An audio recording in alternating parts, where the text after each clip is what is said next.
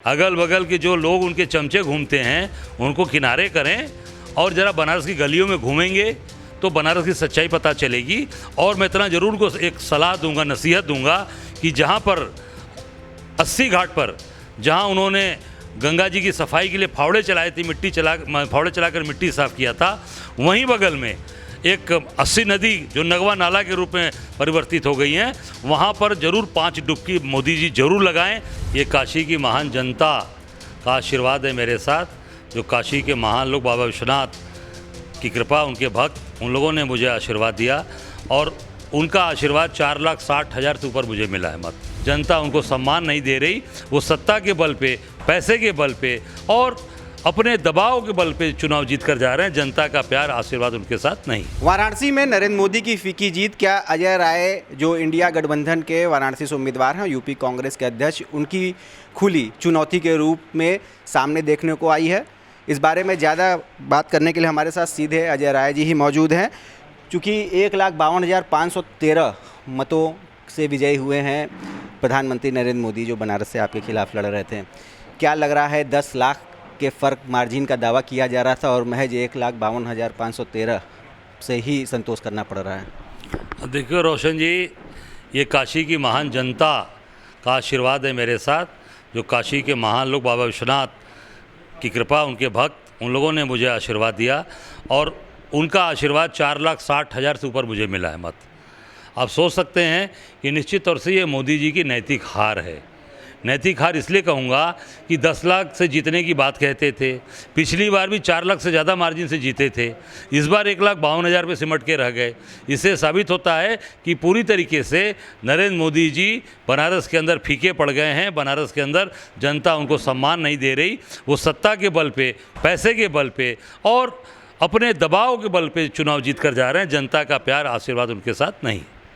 क्या लग रहा है, क्या नसीहत देंगे? क्या नरेंद्र मोदी जी जिस तरह हमेशा जीत के बाद बनारस आते रहे, यहाँ जश्न का माहौल हुआ करता रहा, ऐसा कम ही दिखाई पड़ रहा है, तो क्या उनको सलाह या नसीहत देंगे बनारस अगर वो आते हैं? या क्या लग रहा है वो आएंगे कि नहीं, या पीएम बन पाएंगे कि नहीं? नहीं, देखिए, अब पीएम बने न बने, अब बनारस के सांसद तो ही हैं।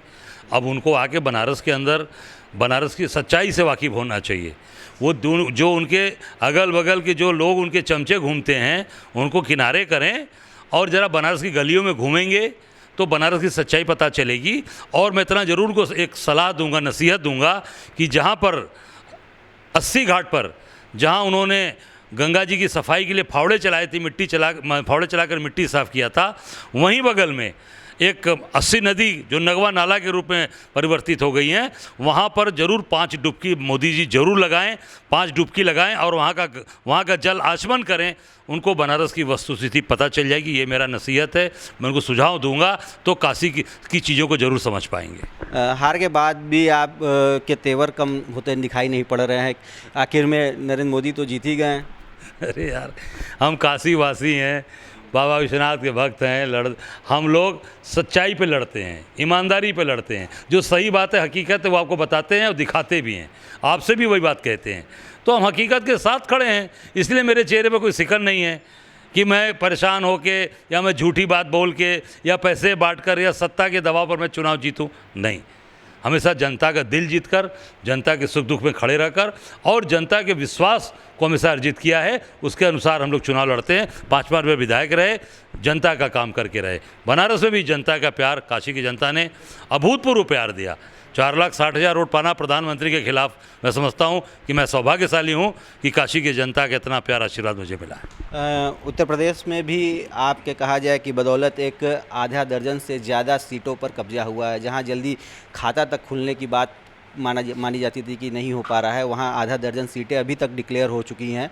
सिर्फ कांग्रेस को जो 17 सीटें मिली थी उसमें से। देखिए, निश्चित तौर से कांग्रेस बहुत ही अच्छा प्रदर्शन की है। मैं सभी अपने कांग्रेस के कार्यकर्ताओं को धन्यवाद दूंगा। हमारे जो जीते प्रत्याशी हैं उनको मैं अपनी शुभकामनाएं दूंगा कि खूब आगे भविष्य में अच्छा काम करें, कांग्रेस को मजबूत करें। और कांग्रेस आने वाले समय में, मैं आपको इतना जरूर वादा करूंगा कि आने वाले समय में कांग्रेस अपने पुराने पिछले रिकॉर्ड को तोड़ेगी और कांग्रेस बहुत मजबूत होकर उत्तर प्रदेश में खड़ी हो जाएगी। क्या लग रहा है, अयोध्या जैसी सीट, फैजाबाद जैसी सीट भी हाथ से निकलती जा रही है? क्या लग रहा है कि इनको कुछ सबक लेने की ज़रूरत है? देखिए, कारण उसका बता दें कि ये झूठी बात करना, आपने अयोध्या वासियों के साथ क्या अत्याचार अन्याय किया आपको मालूम है। वहाँ लोगों के घर मकान तोड़ दिए, औने पौने दाम पर लोगों से घर मकान मुआवजा भी नहीं दिया, ज़बरदस्ती ले लिया। ऐसे अत्याचार मत करिए। तो मैं समझता हूँ कि उसका खामियाजा इनको भुगतना पड़ा है। और जो बड़ी बड़ी बात इन्होंने कहा था कि भगवान राम को लेकर ये गए हैं, भगवान राम ने दिखा दिया कि आप लेकर नहीं, भगवान राम सदैव सबके दिल में हैं, सबके अंदर विराजमान हैं, उनका आशीर्वाद सबके ऊपर है। और जो बड़ी आप उस धार्मिक जो चीज़ों को आप राजनीतिक करना चाहते थे, जो अयोध्या से राजनीतिकरण करना चाहते थे, वो आपका राजनीतिकरण अयोध्या से वो नहीं चला। भगवान ने वो आपका वो राजनीतिकरण नहीं होने दिया। क्या लग रहा है सरकार आप लोग की बनने जा रही है? क्योंकि बहुत सारे जो चाहे चंद्रबाबू नायडू हो, चाहे नीतीश कुमार हो, चाहे अन्य दल, इनकी तरफ लोग अब नज़र टिकाए खड़े हैं।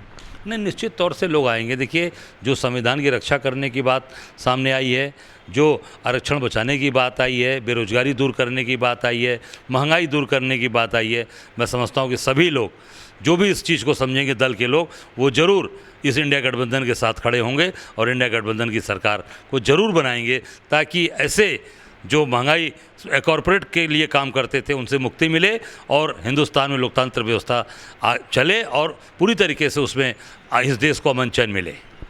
तो ये हैं हमारे साथ अजय राय, वाराणसी में इंडिया गठबंधन के उम्मीदवार। बजाय हारने के इनके चेहरे पे शिकन नहीं है, चिंता नहीं है, लेकिन उत्तर प्रदेश में इनके अच्छे परफॉर्मेंस को देखते हुए कहा जा सकता है कि इनका मनोबल अभी उस एकदम 7वें आसमान पर है और इनको पूरी उम्मीद है कि एक बार फिर इंडिया गठबंधन की सरकार बनने जा रही है। और साथ ही साथ इन्होंने पीएम मोदी को भी नसीहत दे दी कि 80 नदी के बगल में नगवा नाले में वो 5 डुबकी ज़रूर लगाएं, जिससे उनको सच्चाई का सामना होगा।